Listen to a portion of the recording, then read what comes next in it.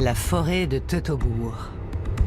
Sur ses cimes veille Arminius, qui jadis mena les Germains à la victoire contre les Romains. Un mythe allemand. Mais que s'est-il réellement passé à l'ombre de ces arbres? Et que cachent ces falaises mystérieuses qui surplombent la forêt? Ont-elles abrité une civilisation germanique avancée? Quelle est la part de vérité de ces mythes et légendes?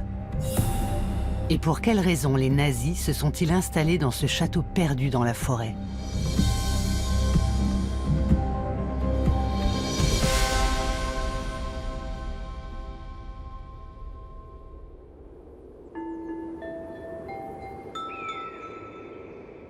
La forêt de Teutobourg s'étend sur plus de 100 km. De Bielefeld aux environs de Paderborn. Les hommes l'utilisent depuis des millénaires. Ils y ont vécu, chassé et mené des batailles. Ils y ont construit leur lieu de culte et vénéré leur divinité. Aujourd'hui encore, on y trouve les témoignages d'une époque depuis longtemps révolue. Des colonnes de grès grises, érodées, creusées, tels des géants pétrifiés. Ces falaises, baptisées Externsteine, étaient-elles un sanctuaire ou un observatoire préhistorique? La forêt de Teutobourg a joué un rôle décisif dans le destin des Germains. On raconte qu'en l'an 9 après Jésus-Christ, ils y ont vaincu les Romains.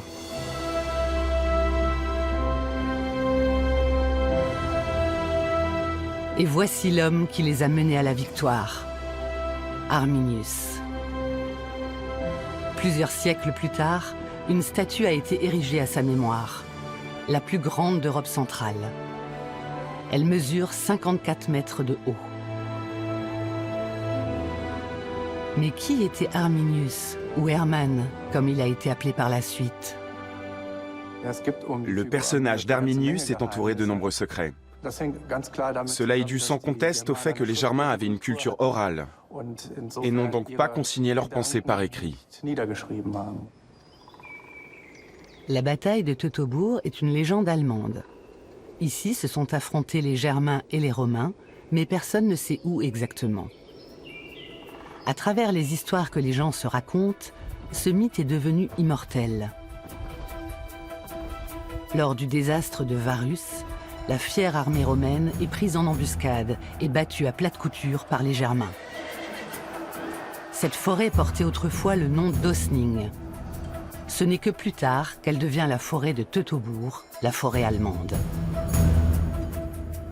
À partir du XVe siècle, Arminius le Chérusque devient le symbole d'un empire fort et uni. À la Renaissance, Arminius entame une nouvelle carrière. D'une part, il est présenté par les écrivains romains comme un homme bon, moralement intègre et compétent. Et d'autre part, il est parvenu à réunir sous ses ordres des tribus divisées, aux intérêts différents. Il est également dépeint comme le libérateur de la domination étrangère. Il devient pour ainsi dire un symbole pour les Allemands. Arminius avait servi dans l'armée romaine et connaissait donc son adversaire. Il est devenu un héros allemand.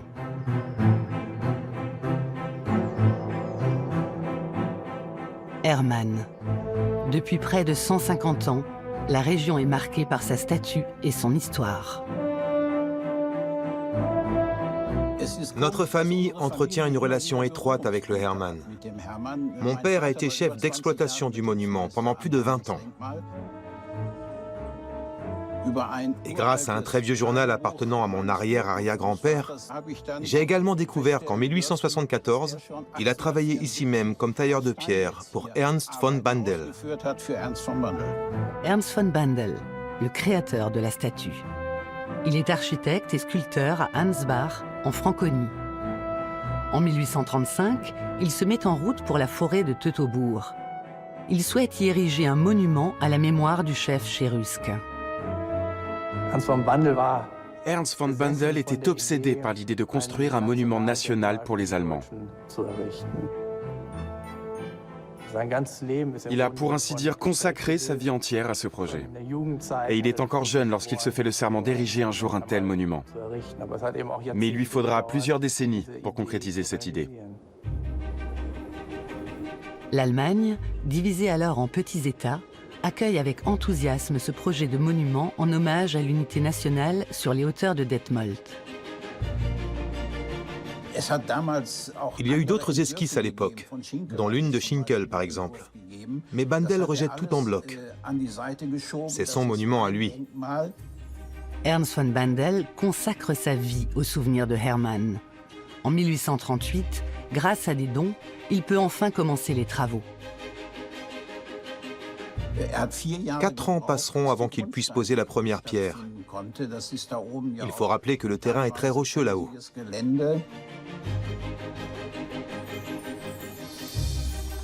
Pendant plusieurs années, Ernst von Bandel vit dans une cabane près du chantier.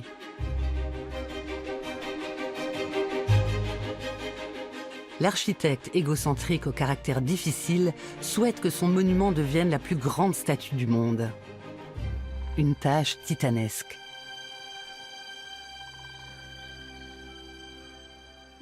Une fois la construction du socle achevée, von Bandel quitte Detmold. Il n'a plus d'argent et doit réaliser d'autres travaux pour renflouer ses caisses. Derrière lui, il laisse un fragment du monument. Pendant près de 30 ans, le socle se dresse nu au milieu de la forêt de Teutobourg. Cette idée ne s'est jamais éteinte, pas même pour Ernst von Bandel. Les efforts ont donc continué en arrière-plan pour que les travaux puissent être menés à terme. Ernst von Bandel ne baisse pas les bras, et l'histoire elle-même lui vient en aide. En 1871, l'Empire allemand est proclamé. L'idée nationale fait son chemin. Et elle a besoin de symboles. Les travaux de la statue de Hermann reprennent enfin. En 1875, Guillaume Ier se déplace personnellement pour inaugurer le monument. Le rêve de Ernst von Bandel est devenu réalité. Le jour de la remise au peuple allemand est enfin arrivé. À l'époque, en 1875, les micros n'existent pas. Les personnes se trouvant à plus de 20 mètres de l'orateur n'entendent donc quasiment rien du discours.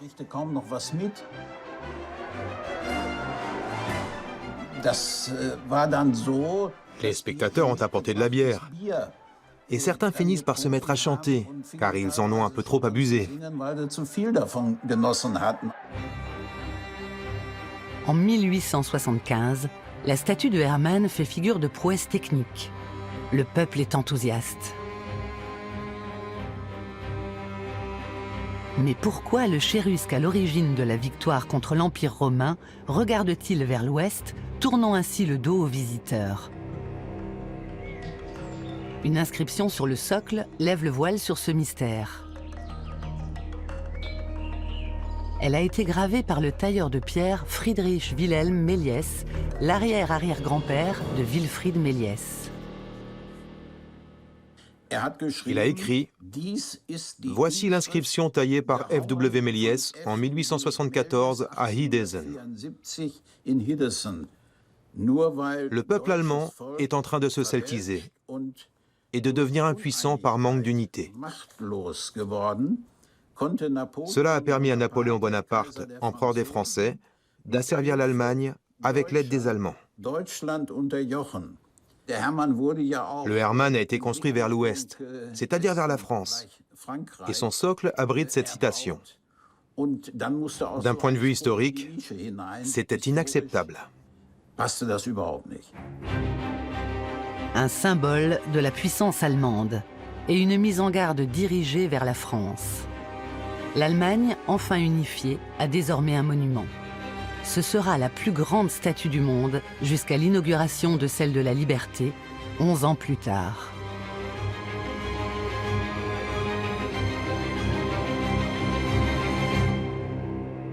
L'Allemagne entière souhaite la voir. La forêt de Teutobourg devient une destination prisée. Le Hermann, une attraction touristique. Les premières images filmées connues. Vers le milieu des années 20, des milliers de spectateurs assistent à la course du Hermann, devenue légendaire. Mais le monument est aussi le signe avant-coureur d'une époque funeste.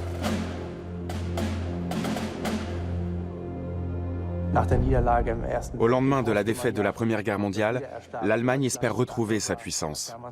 Et la statue de Hermann est un symbole tout trouvé. Le Hermann, symbole de la grandeur allemande, n'est pas la seule raison de l'intérêt national socialiste pour la forêt de Teutobourg. À quelques kilomètres au sud, on tombe sur la mystérieuse formation rocheuse des Externsteine. Ces rochers témoigneraient-ils d'une ancienne civilisation germanique avancée? Il s'agit d'un objet pour lequel il n'existe pas d'exemple comparable. Cela simplifierait les choses. S'il y avait 20 spécimens d'Externsteine, cela nous aiderait à les classifier. Mais il s'agit d'un lieu unique, et ce, à de nombreux égards. La science a donc du mal à l'interpréter. Des traces de vie humaine ont été retrouvées près des Externsteine. Mais d'où viennent-elles? Par qui ont-elles été laissées? S'agit-il d'un ancien lieu de culte religieux? Aujourd'hui encore, la formation rocheuse n'a pas dévoilé tous ses secrets. On a également envisagé à plusieurs reprises de construire la statue de Hermann sur les rochers. Car on pensait qu'un grand sanctuaire germanique se dressait à cet endroit.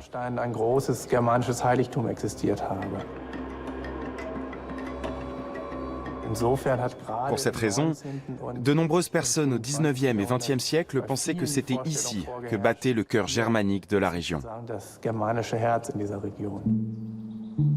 Les Externsteine ont plus de 70 millions d'années. Ces piliers de grès, de forme tourmentée, s'élèvent à 40 mètres. Les traces de vie humaine sont pour le moins mystérieuses. On trouve par exemple une grotte creusée dans la pierre. Qui a vécu ici? Des escaliers mènent à une chambre d'altitude. Au pied de la formation se trouve la reproduction d'un sarcophage. Un relief chrétien représente le Christ. Aujourd'hui, les Externsteine sont une expérience naturelle. Mais cela n'a pas toujours été le cas. Dans les années 20, le lieu était en proie à l'agitation touristique. Des commerçants tenaient des stands, on pouvait faire du bateau sur l'étang. Des hôtels situés à 2 pas des rochers organisaient de grands spectacles. Un vrai ramdam.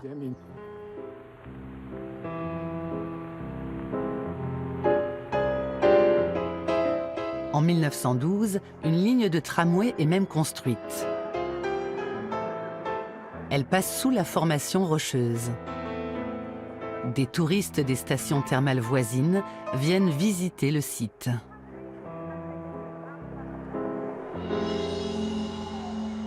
En 1926, les Externsteine deviennent la première réserve naturelle de la région.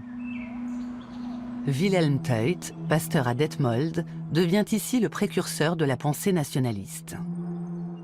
En 1929, il publie un livre « Les Allemands doivent être libérés du cauchemar selon lequel ils n'auraient pas leur propre civilisation avancée ».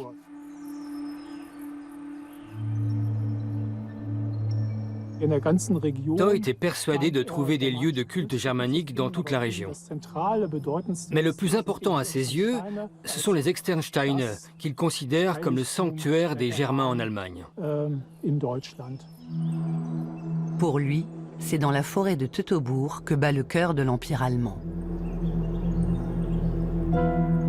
Dès 1924, un film muet consacré à la gloire des Germains est tourné ici.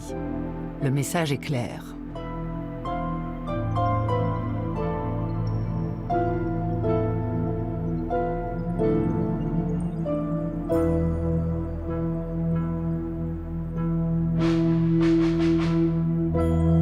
Adolf Hitler utilise le mythe germain à ses fins. Défilé de cadres du Parti national-socialiste au pied de la statue de Hermann. À la mi-janvier 1933, des élections régionales ont lieu dans le pays de Lippe. Les nationaux socialistes arrivent en tête. Cette victoire constitue un tremplin pour la prise de pouvoir à Berlin, 2 semaines plus tard. Les nazis ont conscience de la puissance symbolique de ce lieu. Non loin de Paderborn, à l'extrémité sud de la forêt, se trouve le Wewelsburg, le seul château triangulaire d'Allemagne. En 1934, la SS loue le Wewelsburg pour la durée d'1 siècle. Et pour un loyer symbolique d'1 Reichsmark par an. Un lieu de formation pour les cadres SS doit y voir le jour. Heinrich Himmler était très influencé par la pensée nationaliste. La SS était à ses yeux le groupe d'élite au sein de la communauté du peuple arien. Il cherchait donc pour elle un quartier général, un lieu où il pourrait rencontrer les Obergruppenführer, les grands pontes SS. Sous le national-socialisme, Heinrich Himmler fait de sa SS le principal organe de terreur et de répression du Reich allemand. Un organe responsable de plusieurs millions de morts.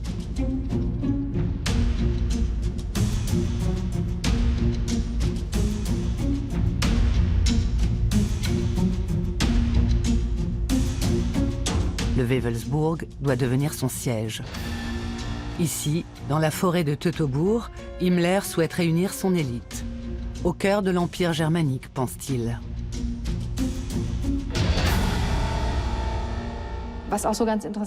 Il est également intéressant de noter que la SS tente sans cesse de légitimer son existence à l'aide du passé.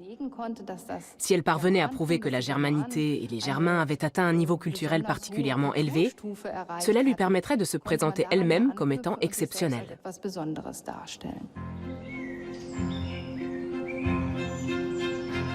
Les Externsteine, situés non loin, sont intégrés à la Société pour la recherche sur l'héritage ancestral allemand, fondée par la SS.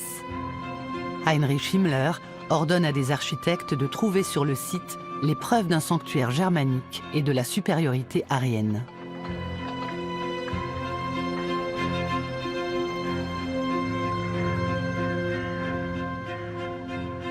Dans d'autres régions du Reich également, les nouveaux dirigeants ordonnent des fouilles à la recherche de traces d'un glorieux passé aryen, de lieux de culte et de colonies des anciens Germains. La SS va même jusqu'à commander un film. Son titre, « Le passé allemand prend vie ». Und immer wieder finden Sie die mythischen Symbole, den Sonnenwagen und das alte urnordische Heilszeichen des Hakenkreuzes. Helfen Sie uns, die geschichtliche Lüge von der Barbarei und dem Nomadentum unserer germanischen Vorfahren ein für allemal aus der Welt zu schaffen. Mais les objets trouvés sont des contrefaçons fabriquées dans les propres ateliers SS de Himmler. Il prépare les rapports de recherche de façon à laisser penser que les Externsteine étaient déjà utilisés par les Germains. C'est caractéristique de la science SS d'avoir déjà les résultats du travail avant même d'avoir commencé les recherches. Et de falsifier ensuite en partie les rapports afin d'atteindre les objectifs visés. C'est donc en vain que les archéologues nazis fouillent au pied des Externsteine. Les nazis ne trouveront jamais la preuve formelle de leur théorie germanique d'une civilisation pré-chrétienne avancée dans la forêt de Teutoburg.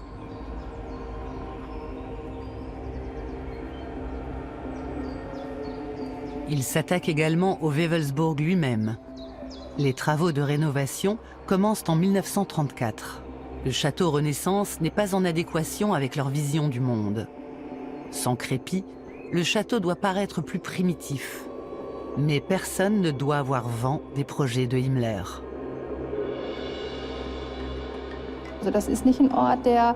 Ce lieu ne devait pas être ensuite présenté comme le grand château de Himmler par la propagande, parce qu'il était davantage destiné à l'élite et son existence devait donc être tenue secrète. Himmler avait même promulgué une interdiction afin que les rapports au sujet du Wewelsburg ne soient plus publiés.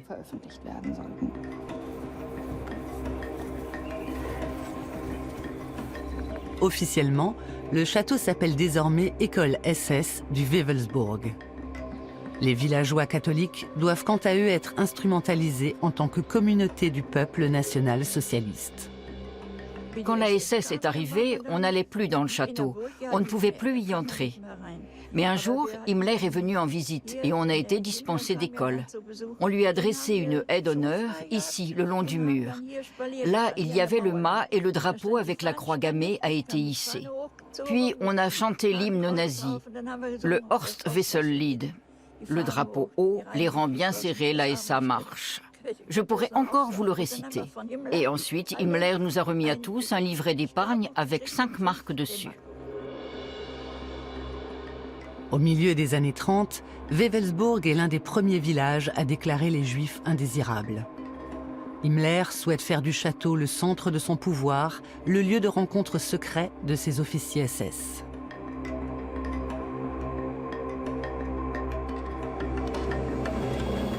À Wewelsburg, on ne disait pas bonjour, on disait Heil Hitler, avec le bras bien tendu. Tout le monde disait Heil Hitler. Un jour, ma grand-mère est allée voir de la famille. Je devais la chercher le soir. Elle était âgée, mais elle aussi, elle devait dire Heil Hitler quand elle croisait un SS. C'était normal par ici. Tout le monde le faisait. À l'occasion du début des travaux, Himmler déclare « Ici seront formés les hommes dont la vocation est d'occuper une fonction de commandement dans la SS et de servir d'exemple à la jeunesse allemande en parfaite santé. » Le Reichsführer SS ordonne que les anneaux à tête de mort soient conservés au Wewelsburg. Ces anneaux récompenseront les officiers SS méritants et doivent être rendus après leur mort.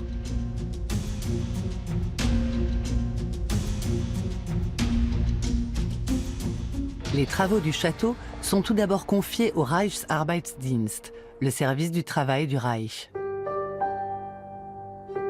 Puis Himmler fait venir des prisonniers et construire un camp de concentration près du château. Il s'agit du camp de Niederhagen. Environ 3900 prisonniers travailleront ici. Leur principale tâche, la construction d'une nouvelle tour nord pour le château.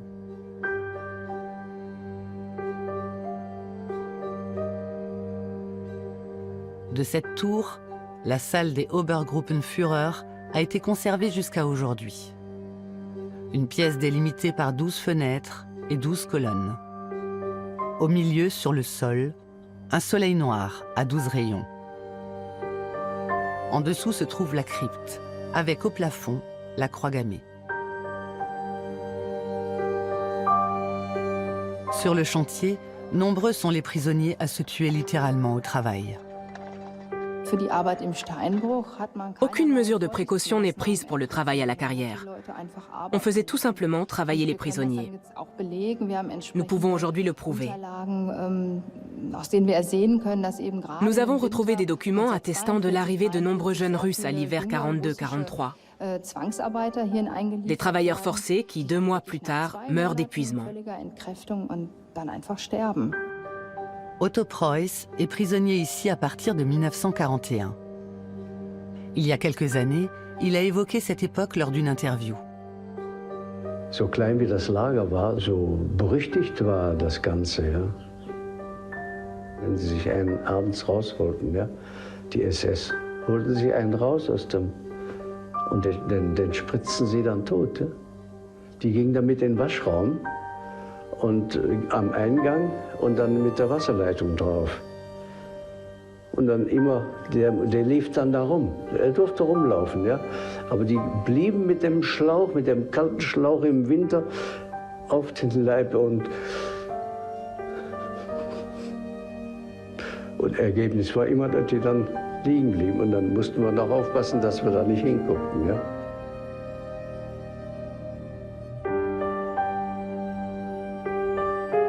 En 1941, Mark Weidmann a seulement 18 ans. Wenn ich zum Tor gekommen bin, habe ich gerochen, menschliche Körper, verbrannte Körper. Sofort. Das ist so ein Geruch wie bei einem Schmied, wenn man einem Pferd die Hufe macht. Derselbe Geruch. Da wusste ich bin im Konzentrationslager. Entre 1941 et la fin de la guerre, 1285 prisonniers au moins meurent dans le camp de concentration de Niederhagen.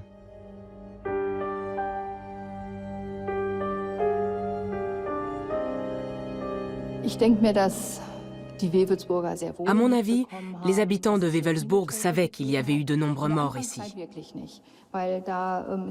Peut-être pas au début, car cela était tenu secret et que les gens ne voyaient pas les camions sortir du camp. Mais à partir du moment où il y a eu un crématorium, les habitants sentaient forcément l'odeur quand des cadavres y étaient brûlés. Les projets de la SS pour le Wewelsburg se multiplient et prennent de l'ampleur. Tout le village doit être évacué. Le château doit devenir le point de rencontre central de l'élite SS et 250 millions de Reichsmark y sont investis. Mais le cours de la guerre vient freiner cette mégalomanie. Le 31 mars 1945, Heinrich Himmler donne l'ordre de dynamiter le château. Les troupes SS s'enfuient précipitamment. Lorsque les Américains entrent dans le village, ils sont horrifiés par les traces laissées par le camp de concentration.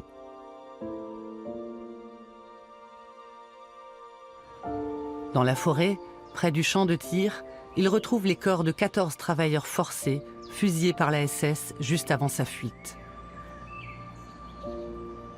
Ils ordonnent aux villageois de déterrer les cadavres. Nous avons tous dû aller dans la forêt. Et les hommes qui étaient membres du parti ont dû déterrer les cadavres avec des pelles. Et nous, on devait rester autour. Puis, ils les ont emmenés au cimetière et ils ont dû les enterrer. Tout le village était là. Ils contrôlaient les maisons pour vérifier que personne n'y était resté.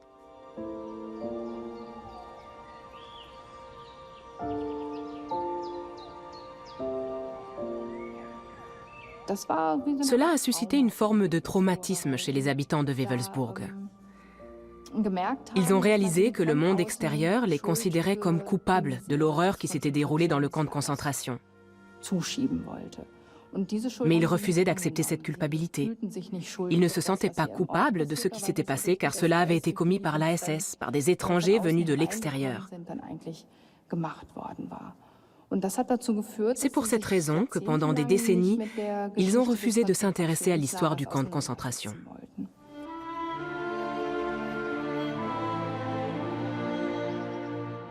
Le Wewelsburg brûlé est reconstruit. Le musée départemental et une auberge de jeunesse s'y installent. Les souvenirs des sombres années du national-socialisme sont refoulés durant des années.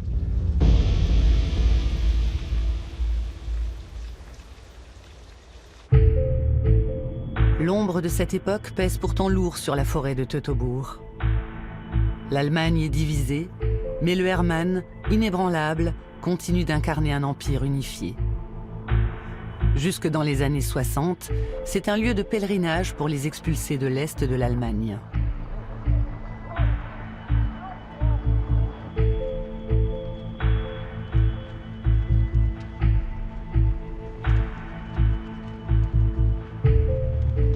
Hier sind Männer und Frauen zusammengekommen, erschüttert, denn das Jahr 1945 hat das deutsche Volk auf 600 Jahre seiner Geschichte zurückgeworfen. Après la défaite militaire, les idées ne disparaissent pas du jour au lendemain de la tête des gens. Pendant des décennies, voire des siècles, on leur a appris qu'Arminius était un grand homme qui avait libéré l'Allemagne et l'avait conduite vers une époque glorieuse. Ce genre de mythe ne disparaît pas totalement.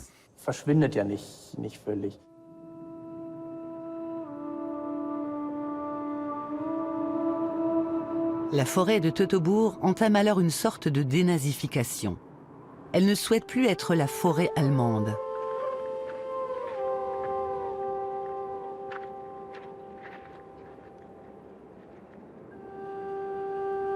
l'idée nationale passe peu à peu au second plan. Les patriotes cèdent la place aux touristes.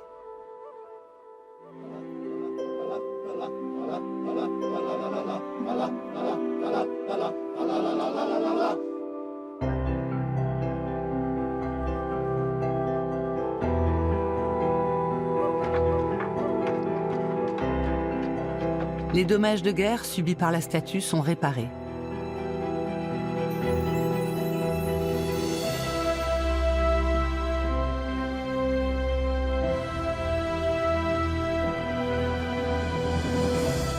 Le Hermann pose les yeux sur une Allemagne nouvelle et reste une destination touristique appréciée.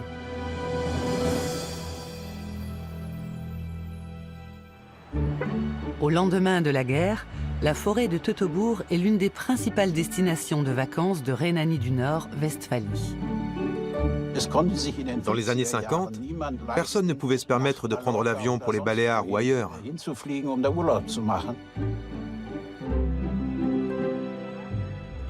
Chaque année, plus de 10 000 personnes venaient ici.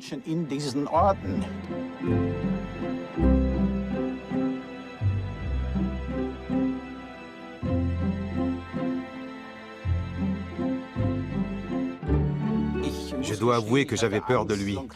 Un si petit garçon au pied d'un géant pareil.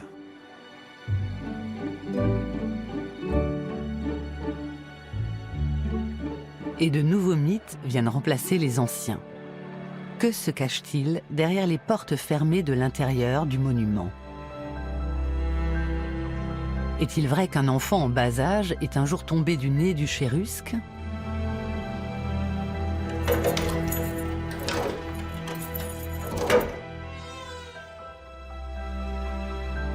La statue colossale s'élève à plus de 50 mètres dans le ciel. Le socle mesure à lui seul plus de 27 mètres. L'intérieur de la statue de Hermann est une construction en acier qui permet de monter jusqu'à son nez 16 mètres plus haut. Une fois arrivé là, on constate que les narines ne mesurent en réalité que quelques centimètres. Ce genre de rumeur est sans fondement, mais tenace. Un bébé n'aurait jamais pu monter là-haut. Et seules les personnes très minces peuvent pénétrer à l'intérieur de la statue. Moi-même, je ne passerai pas par la porte. Mais alors, d'où viennent ces histoires que les gens colportent depuis des décennies? Autrefois, il y avait des personnes en bas qui vendaient les billets d'entrée. C'était souvent de sacrés numéros et ils racontaient des histoires aux visiteurs. Ils affirmaient par exemple qu'il y avait une table et 4 chaises dans la tête du Hermann et qu'on pouvait y jouer aux cartes. C'est comme ça que ces histoires se sont propagées. Ancien lieu de pèlerinage, la statue du Germain devient une destination touristique. Dans le Wewelsburg, les témoignages du sombre passé disparaissent plus lentement.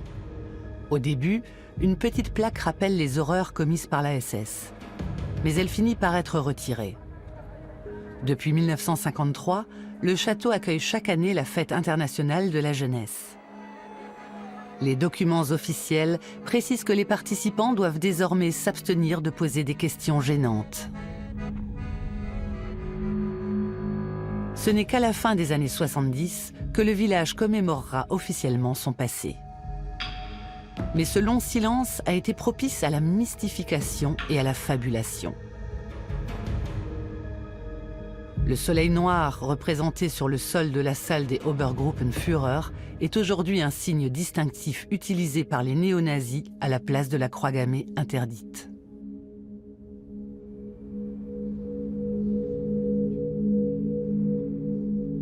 Des histoires sans fin de trésors cachés sont racontées. Mais toutes les recherches resteront vaines. Ni la toison d'or, ni la chambre d'ambre n'ont été trouvées. Et on cherche toujours le Saint Graal.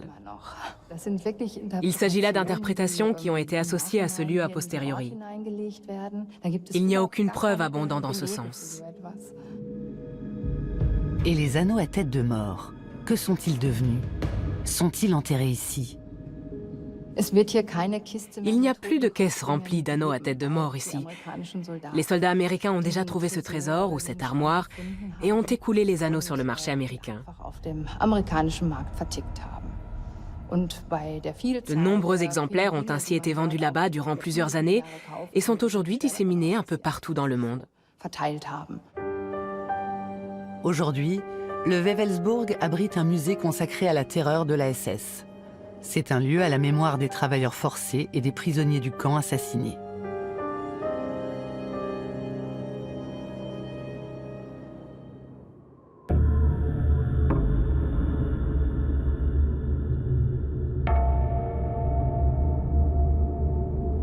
Mais qu'en est-il des Externsteine?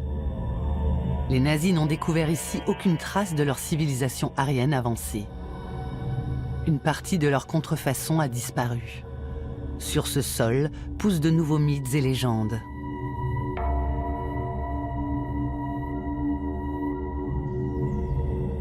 De nombreuses zones d'ombre persistent et donnent naissance après la Seconde Guerre mondiale à de nouvelles théories. On parle alors beaucoup d'ancienne Europe, d'Europe primitive. C'est dans l'ère de l'après-guerre des années 50 et 60. La caste de prêtres rescapés de l'Atlantide aurait trouvé refuge près des Externsteine, où elle aurait créé la civilisation primitive européenne. Dans ces représentations, les Externsteine sont considérés comme le sanctuaire central, et non pas comme un banal sanctuaire pré-chrétien. Là où des Germains ou des Celtes auraient accompli des rites isolés, la formation rocheuse est présentée comme le centre de la civilisation européenne primitive.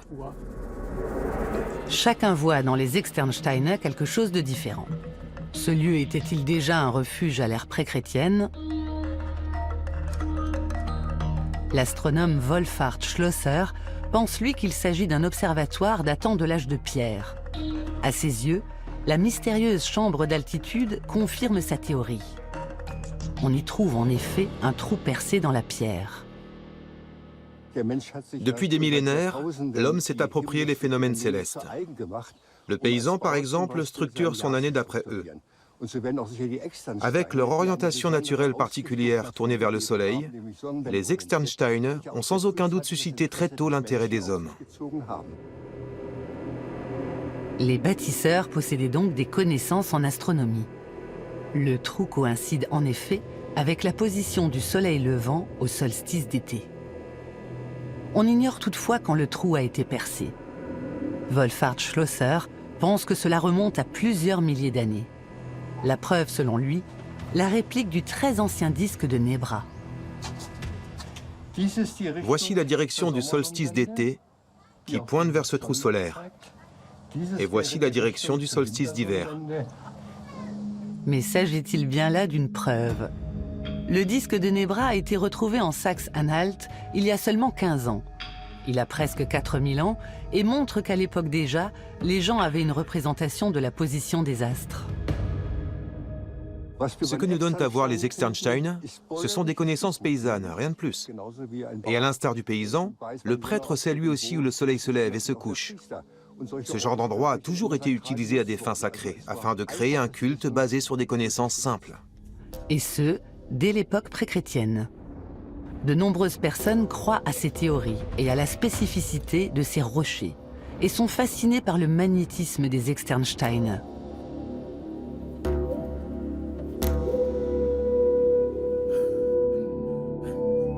Les fêtes de solstice attirent ainsi des foules d'ésotériques qui s'approprient les piliers rocheux. Ils célèbrent leur lieu magique avec du feu, de la musique et des danses.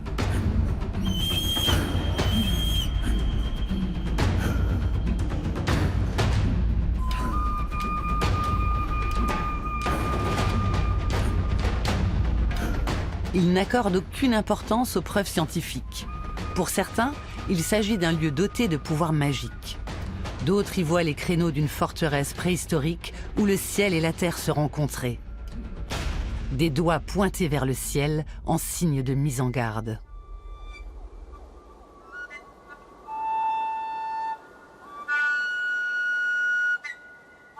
Beaucoup apprécient tout simplement le calme et la nature autour des Externsteine.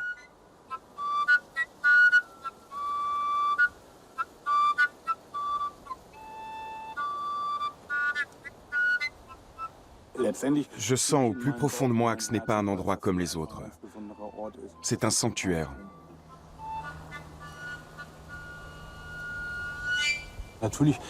Bien évidemment, cet endroit est particulier aussi en raison des personnes hors du commun qui s'y retrouvent. De nombreux guérisseurs et autres géomanciens viennent chercher des énergies terrestres. Tout ça n'est pas que tiré par les cheveux. 10 000 visiteurs se rendent en forêt de Teutobourg uniquement pour les Externsteine. Nombre d'entre eux viennent puiser leur énergie dans ce miracle de la nature, comme ils appellent la formation rocheuse. Certains y voient de mystérieux visages. D'autres pensent que le Sphinx ou le Graal d'or se cache derrière ces rochers. Ou que le sanctuaire saxon d'Irminsul aurait été détruit ici par Charlemagne au 8e siècle. Ce lieu semble avoir été créé pour inspirer rêves et chimères, à l'infini.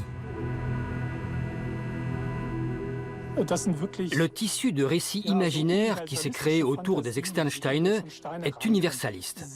L'ensemble des mythes primitifs de l'humanité, je dis bien l'ensemble, que ce soit en Amérique latine, en Asie, en Grèce ou n'importe où ailleurs, découlent en effet des Externsteine. Mais les mythes restent des mythes. Les preuves scientifiques, elles, datent du Moyen-Âge. Les grottes ont été aménagées vers le Xe siècle, probablement pour des moines qui vivaient ici.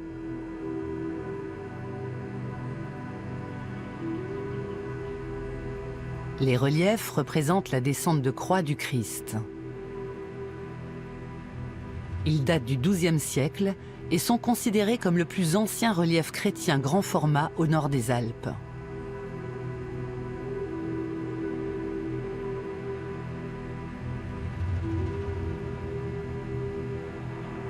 Le sépulcre voûté au pied des rochers est une réplique du tombeau du Christ dans l'église du Saint-Sépulcre de Jérusalem. Quant à la chambre d'altitude, on ignore si le trou a été percé à la préhistoire ou seulement entre le XIe et le XIIe siècle. Il ne faut pas oublier qu'il y avait ici des hôtels, qu'un tramway est passé sous les rochers, ou que les nazis ont essayé de s'accaparer cet endroit. Tout le monde a essayé de s'attribuer les Externsteine.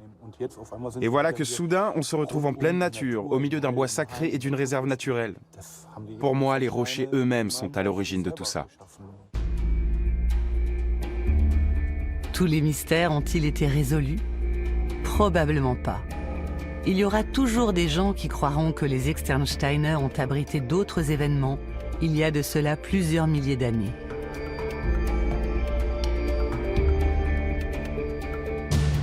Aujourd'hui, le Wewelsburg est un lieu de mémoire. Quant au Hermann, il veille sur la forêt et ses secrets. À l'ombre de ces arbres, les mythes et les légendes jaillissent. La forêt de Teutobourg est en effet un lieu à la beauté enchanteresse.